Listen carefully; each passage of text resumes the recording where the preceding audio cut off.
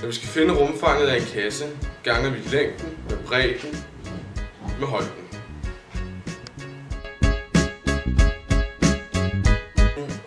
For at finde rumfanget af et prisma, så tager du arealet af grundfladen og ganger med højden. Og for at finde arealet af grundfladen, så tager du grundlinjen og ganger med højden af den todimensionelle figur gange en halv.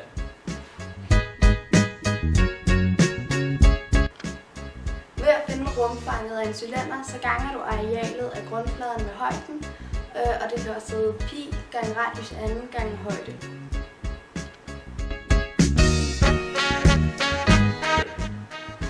For at finde en kugles rumfang skal vi gange 4/3 gange pi gange radius i tredje.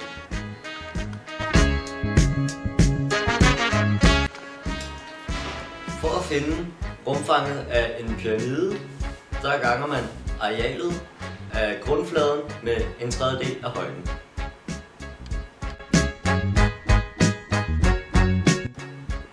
Ved at finde rumfanget af en kegle, så ganger du arealet af grundfladen med 1/3 af højden. Så 1/3 gange højden gange grundfladen.